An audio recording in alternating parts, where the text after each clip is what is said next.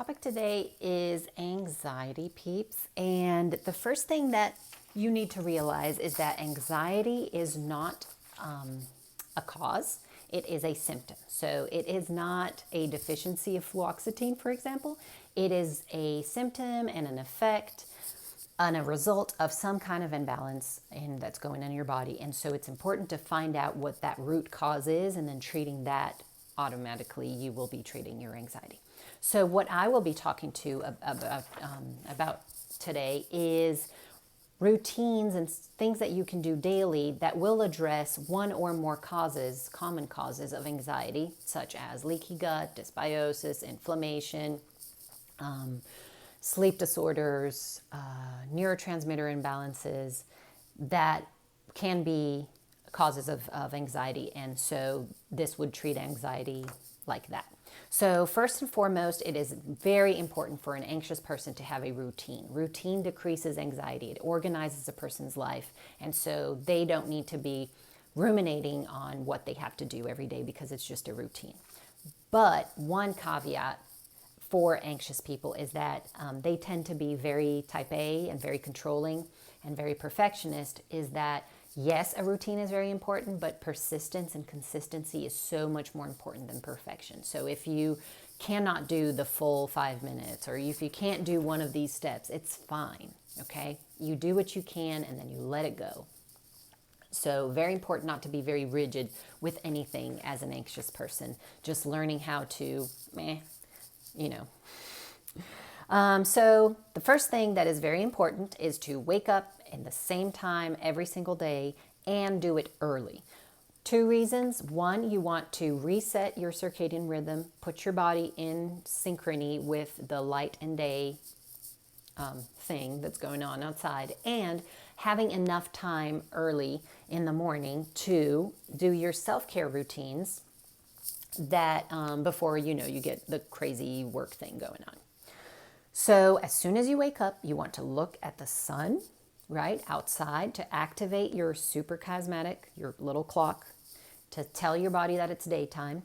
And you want to look at the green, so nature.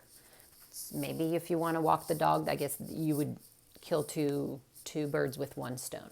But looking at the green is something that calms you down. And the first thing for the anxious person is not starting the day thinking of all the tasks that you have ahead of you. You should have done that last night, organizing the next day. So the time you wake up is to calm yourself down, calm your nervous system down. So all these practices that I'll be talking about are going to do just that. So then you want to pray or meditate, and then you choose an essential oil for your morning that has to be calming. So chamomile, juniper, lavender, sweet orange are great scents. Jasmine are great scents for the house in the morning while you're doing your stuff. Then you go to the bathroom, do what you need to do. Scrape your tongue, brush your teeth, and oil pull or gargle, whatever you do. It's very important to do oral hygiene before you drink anything, because you want to take out those toxins that you accumulated during the night and not swallow them back up. So then after you did that, you want to do oil massage. And it's interesting when you are anxious to focus on the anxiety points. So here in the middle of your hand, there's an anxiety point right there. You massage that. There's one right here between these 2 tendons in your wrist, right in the middle there. Your third eye is also an anxiety point. Right here is an anxiety point. There are many others, but the last one that I will show you is right here where the arch begins, right under the little thingy of your toe. Right there is an anxiety point. So when you're doing your self-massage in the morning, either you do your whole body focusing on one of these points, for like a minute, or you just do hands, ears, head, and feet, which would be like express. So you do that, then you go ahead and you do your exercise. If you can't do it in the morning, it's fine, do it anytime. But the important thing to remember is that anxious people, especially the ones that are now in a crisis of anxiety, should not be doing very competitive exercises such as CrossFit and extraneous exercises, long runs, anything that takes a lot of energy from the body just right now. Usually it would be fine, but if you're in a crisis if you're having panic attacks all the time, or if you're having a lot of tachycardia, if you're just very, very anxious, you should not be doing any competitive or strenuous exercising.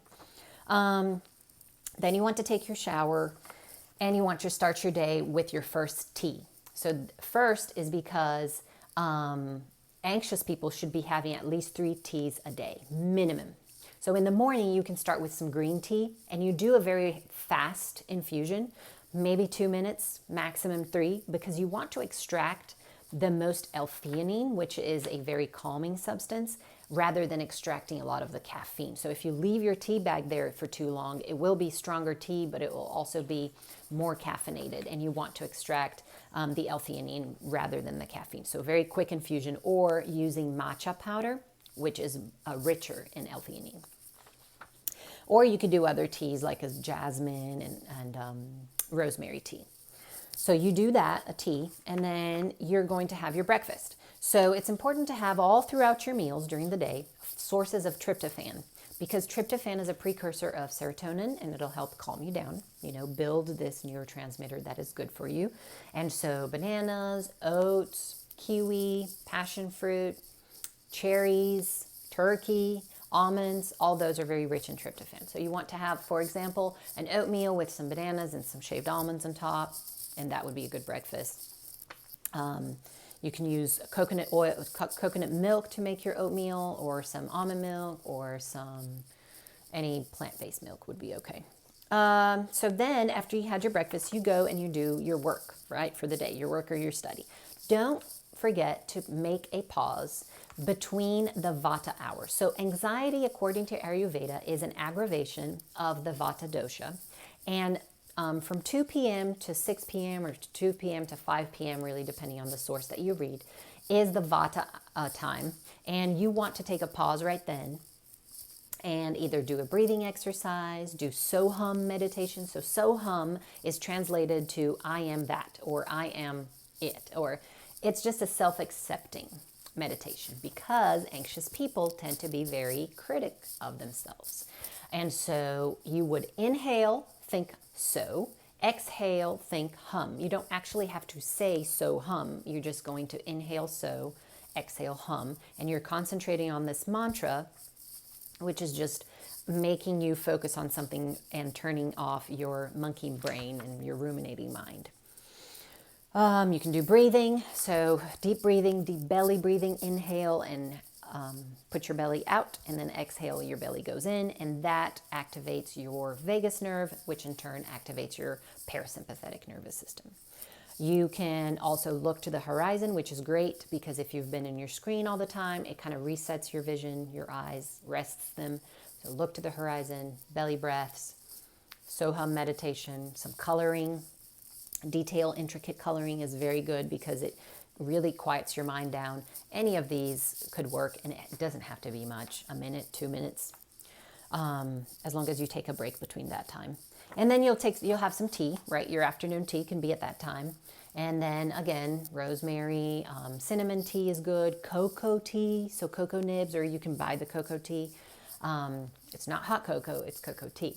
It's very rich in polyphenols, it's rich in tryptophan, it is very calming. And so you want to have your afternoon tea, then you go back to work, do your work until you're finished, and then you go home and you want to have an early dinner, early and light. So lunch being your biggest meal. At dinner, you want to have a light dinner and very early. The earlier the better, but up to 8 p.m. would be okay if you go to bed at 10, 11. Then you want to start thinking about the next day. So plan your day for tomorrow. Organization is something that soothes anxiety because it takes away the decision process. And so you want to, sorry about that. So you want to or prepare for your day for the next day, and do your whatever laundry and stuff like that, because then you're not on your phone, on your screen stimulating. And if you're going to be watching something, try to do something light that is a comedy or that makes you laugh, because that activates good happy places in your brain. Then an hour before bed, you do want to do that power down hour with no screens, and then you can listen to music. Music has been shown to be very effective, musical therapy for anxiety. You can do coloring, you can do journaling, you can do your laundry, And then you want to either take a hot bath or soak your feet in warm water, hot water, with magnesium. So magnesium salts is very good. It is absorbed transdermally and it's very calming. You can put some essential oils there, and you want to put some socks. Vata individuals, or that have an aggravation, maybe the person is another dosha, but their Vata is aggravated, and then they have anxiety, tend to have cold feet. Their feet are very cold, and so it is important to keep it warm. So, you put your feet, do a foot soak, and then put socks on. Don't let your feet be cold if you have cold feet, because that aggravates your Vata and can make you more anxious.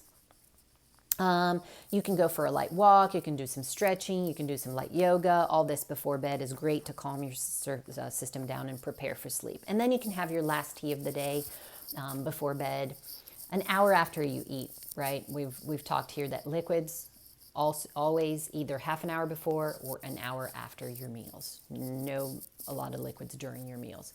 And then here you can go a little more heavy on the tea in terms of its sleep-inducing effect. So valerian, melissa tea, passiflora tea, and all these that are lavender tea, chamomile, things that are more sleep-inducing. There's also one from Organic India, and it's called Tulsi Sleep. And all those sleepy time teas, those have the same function.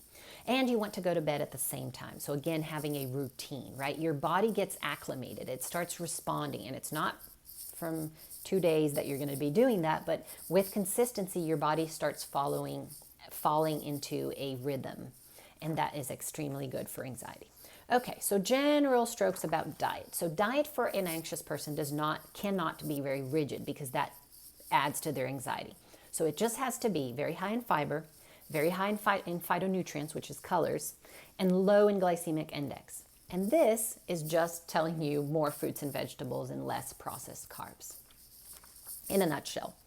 If you're having a lot of anxiety, like if it's really like in a crisis right now, no coffee, no alcohol, because they both spike cortisol, and cortisol gives you anxiety. You want to keep your blood sugar in balance, so obviously fiber and low glycemic index foods will help you with that. Teas 3 times a day at least. Lots of tryptophan in your diet. I told you what the sources were. And then it's important for anxious people not to completely fast. So I'm not talking about bowel rest of 12 hours between dinner and breakfast. Everybody should be doing that. I'm talking about like a real fast, 24 hours, or like a bigger intermittent fasting, skipping a lot of meals, because it throws your blood sugar out of control. And when you do have a blood sugar imbalance, it gives you anxiety. So if you do want to fast as a strategy for detox, as a strategy for weight loss, for longevity, you can do mono diets. So in Ayurveda, there is something called khichdi, which you do with mung dal beans and basmati rice and a lot of herbs and spices, and you can eat that for a whole day or 2 days or 3 days. And that's a type of fasting that you can do, but it will keep your blood sugar under control and thus not trigger your anxiety.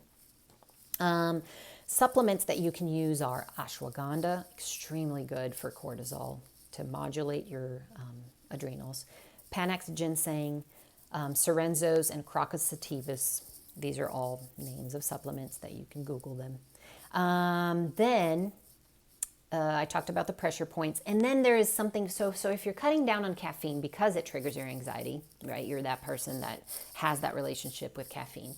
Well, if you're trying to cut it off and you have that little afternoon slump and you need that pick-me-up, there are a couple things that you can do. So you can make golden milk. I put the recipe on this on the post, and it's very soothing because of tryptophan and anti-inflammatory because of the curcumin and the black pepper. But you can add stuff that stimulates your brain. For example, maca and cordyceps mushroom. So that would be something that you can do. Also guarana, but I think it's hard to find it here. So these are the things that you can do for anxiety, and stay chill.